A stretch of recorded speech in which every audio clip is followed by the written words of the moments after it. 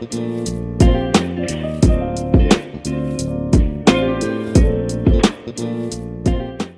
everybody? It's your girl AmandaSpeaks, and I'm back with another episode of our latest series, Late Night Sessions with AS.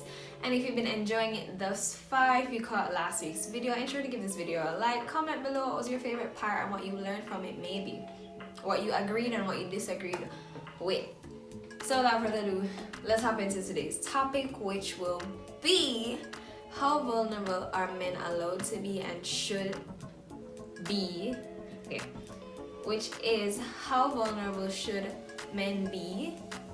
Well then, no man, wait then. Which is how vulnerable are men allowed to be, as well as should be with women. So let's hop right into it. So yeah, so that one's kind of, it's not really touchy per se, but it reminds me of the webinar that I had recently. And if you attended that webinar, big up yourself. You already know which day I'm going to speak about. And if you have interest to give this video a like, let us know. But it reminded me of the webinar day 2 that we had, because the webinar's theme was, do men need accountability? And we have the whole saying, and we've been saying this for years, that men have not been grown to be vulnerable or to be weak, quote unquote weak. They have not been trained to cry. They've not been trained to share their emotions, to let you in on what they're really feeling and how they're feeling, and stuff like that. They're trained to be men. They're trained to be hunters, be providers, protectors, and just to be coarse and tough, and that's what really makes you a man, But unfortunately, that's not true. And I say unfortunately because some persons really hold deep to that. They hold deep to the fact that if they're not like this, if they're not macho, if they're not manly, if they're not buff and tough and coarse and talk rough and stuff, they're not a man. And unfortunately, some persons hold dearly to that, and you can't change their minds about that. However, I dare to say that your strength is in your vulnerability when given to the right person. Because obviously, if you give your vulnerability to the wrong person, it's going to have implications, and you're going to suffer some consequences. You're going to feel as though you've lost something and you've lost part of yourself, and you are going to feel hurt. But vulnerability to the right person helps, and this is your strength. That is where your strength is found, and that's why you see a lot of persons. They may post a TikTok video, or you might see on YouTube, where the man's getting angry and getting frustrated with himself, with bills and everything, and he's about to punch the mirror. This is one I actually saw recently. He's about to punch the mirror, and right before he punches the mirror, his spouse, his partner is present, and grabs his fist, and he just crumbles, and he just hugs her and stuff. And I dare to say that is where your strength is. I think when you can be vulnerable, because being vulnerable takes a lot out of you. It literally is telling the other person that I'm trusting you with a part of me that I wouldn't tell everybody. I wouldn't share with any and everybody. I wouldn't disclose such information. I wouldn't cry before any and anybody. So vulnerability requires strength. It's not just something that you give freely. So that's why it's a misconception that it's a weakness. Because to be vulnerable with somebody is a strength. It takes a lot out of somebody to literally be vulnerable with somebody, and I can say that because I I like vulnerability, but it's not the easiest thing to get out of me. So that's why I can relate on that level. Secondly, how vulnerable are they allowed to be? I don't think they have a lot of spaces to be vulnerable, and I think that's the problem with society. We want our men to be men, but we're not allowing them a space to relieve themselves, to just talk, to not gossip, not talk about football or sports or whatever, but to actually talk about their feelings, their emotions, and actually find healthy ways to get better and to become better persons and to handle their emotions. Because the truth is, some persons who have anger issues, it could be resolved by them just talking to somebody, by them actually going to a therapist, or just having some form of counsel from a friend or from a counselor, them just talking on their feelings so that they can actually find a solution. Sometimes men are so logical with practical things. They don't think logical, they don't think practical or problem solving when it comes to their emotions. is literally like them kind of numb themselves or them kind of lock off that part. They know that this is what they're feeling, or some men can't label their emotions. One couple that I follow, which is Josh and Eve. If you follow them, you know, if you don't, you really should. They really do. But one of them that I follow, I remember Josh saying that he only labeled his emotions of being angry, sad, and something else. I don't remember what it was. And some men literally label their emotions like that. They're either angry or they're sad or they're frustrated. There's no in between. And if we look at the I think there's a wheel full of emotions. If I find it, I'll insert it somewhere on the screen. But there's a wheel of emotions, and there's so many emotions that we have. To just label it in those 3 categories would not be sufficient. You know, sometimes you're not angry, sometimes you're just stressed out. You're not angry, you're frustrated. You're not angry, you're actually anxious. And the only way to deal with it is to automatically feel like you need to punch something, or you need to back talk to somebody, you need to cuss somebody out. There are variety of emotions that we have that we just don't label properly. We don't take the time to find out more about them and to actually say, is this what I'm feeling right now? So no, I don't think we allow men to share their emotions, and sometimes it literally takes a lot for them to just tell you that something is wrong, but that doesn't mean that we shouldn't create the space for them to at least say that something is wrong. Another thing with not giving them the space is that I think a lot of times when they actually express how they feel, a lot of times people dismiss it or say, brother, you're soft, or you know, this, that, and the third. And you have to understand that, and if you're a person like me, I'm not a male, but obviously, but if you're a person like me, if I actually decide to come and tell you something, it's not that it's the first time it's bothering me. It's more than likely it has built over time, and it's kind of like a breaking point right now. And I decided, alright, instead of me going and do something that I might regret later, let me just say it to somebody that I trust. And you have to be careful with that. When a man really tells you how he feels and how he is, how he has been dealing with the situation, how he thought about dealing with the situation, but now he's just blank. If he actually shares his emotion with you and says, I really didn't like this, it made me feel so and so. A lot of men can't even express themselves like that. Like, that even takes a level of maturity and emotional intelligence to even acknowledge that you're feeling like this and to actually tell somebody. So I think when they trust you with their emotions, put it that way, or they tell you something, don't just easily dismiss it. Don't just say like, brother, that's a man. Like, it soon pass. Like, and especially when it comes to breakups, friendships and relationships, and even family, because sometimes we have family breakups, but that's a whole different discussion. But when it comes to breakups of any sort, I think we pretend as though it's only the female that gets hurt a lot, or it's only the female that bawls. But men do cry too. They do feel it. Their heart literally breaks. I don't want to say in half, but a piece of them is gone. And you know, rejection hurts. We've always talked about this. Rejection hurts. And so I think we need to give them more space to allow them to express how they feel. And men, don't be afraid to express how you feel. Hopefully, and I really pray this for you, whoever you talk to will be accepting and open-minded to you speaking about your feelings and actually have wise counsel. Because it's one thing to just speak how you feel and get the wrong counsel, you know. So I really, and if you're getting the wrong counsel but you still realize it's not helping, you need actual help, go to a therapist, go to a counselor. I'm not against these things, you know, I'm studying to be a psychologist, hello. But go to somebody who can actually help you and actually listen to you and give you solutions, help you to find the solutions, matter of fact. So that's that. I don't think we allow them to be vulnerable, but that's something that we should work on, because they're human beings too. They need love and affection just the same, and they're people. Like, we can't expect them to, we want to treat them in such a callous way, and then when they become callous men, we're wondering, what's going on? Why am I not feeling any love and affection? Why is he not expressive with how he feels? That's how he was trained.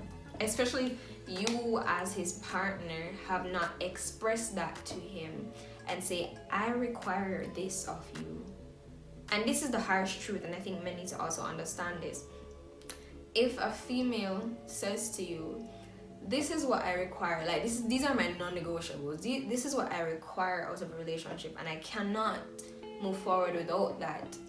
You have to be okay with letting that person go if you can't meet their requirements. You could have loved them to your heart and could have loved them to your heart, but at the end of the day, if you stay, both of you will be suffering, because she will be lacking something that she needs from you, and you will be unable to provide her with that. Not that you can't, but maybe you need to heal yourself a little bit more. You need to open up your mind a little bit more. You need to do some things with yourself. You need to become more confident in, your emotions and your vulnerability overall, before you actually get yourself involved with somebody else. So I think you have to understand that as well. Not everybody is going to not everybody is going to train you, put it that way. Not every female has the capacity to train a man and to say, you need to learn this and you need to learn emotional intelligence and this is how you do this. Not everybody has the patience, and you have to respect that. I mean, they love you, and if they love you, then they'll try. But if you don't put in any work and you're not trying, it makes no sense at all. Alrighty, so how vulnerable should men be with women? Depends. If it's your friend, it's your friend. Alright, put it this way. If it's your friend, like your close friend, like your best friend, like somebody you trust with your life, vulnerability is necessary because it creates intimacy. And if you cannot be intimate with your friend, you cannot share certain things, they will never really know who you really are. And they'll never really know how to handle you in certain situations. They won't know how to react to you when you're behaving a certain way or you're thinking a certain way. They won't know what to do because they have not seen that side to you. And they might think that you're a chameleon or that you were hiding this all along, you're a hypocrite. There has to be vulnerability because it creates intimacy. Point blank. And for you guys to grow together as friends, you have to learn each other. You have to understand who you are, and where your place is in that friendship, right? As it pertains to partnership, relationship wise, it is essential. Just as the friendship, it builds intimacy, and your partner cannot be with you for a long period of time without having some form of intimacy with you. I don't even know if I can explain this completely, but what vulnerability does is open another side to you. It basically shows you that, alright, we're going to start using examples. So, for example, vulnerability of past hurts, of traumas. What happens is when you don't share that vulnerability, you literally hold on to everything you've been through, not giving the other person a chance to prove that what you've gone through, they're not going to do it to you. Makes sense? Because if I was in a relationship and got cheated on, always hurt, couldn't trust this person, and I have not voiced that to my partner, I have not said, babe, this is what I've been, and I'm not saying that this should be like in the first month or so, no, I mean like long-term relationships.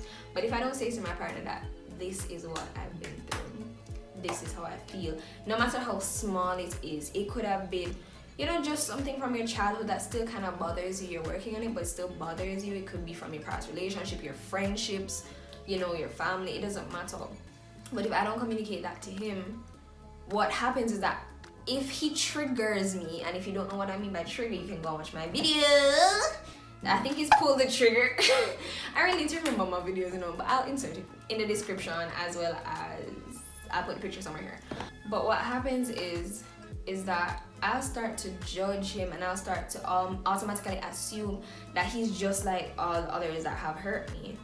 Why? Because he triggered me. He doesn't know that he triggered me because I have not communicated that to him, which means that I've hid some of my vulnerability from him, and I'm not allowing him to see the real me, the inner me, the part that really probably mucky and I don't know what you're saying, but it's essential, because if I can't communicate that to him, he cannot be there in a way that I need him to be. Makes sense? And that's why I continuously say that vulnerability is strength. Because if you don't share that vulnerability with the person that really is important to you, and especially to your partner and your friends, they can never know when they're doing something that will affect you. they can never know how to be there for you. Some persons literally just need to be in the room with you, just be there, just hug you. Just some persons, and I remember my friend saying this to me. She posted something on her status and I found it very profound. It's something that we have said to each other before, but it hit me in the sense where she said that even when you're silent, when you're quiet, I hear you. And she would never have been able to say that if there was not a level of vulnerability shared in our friendship. Because guess what? Even when I don't say something, when my energy is off, you know.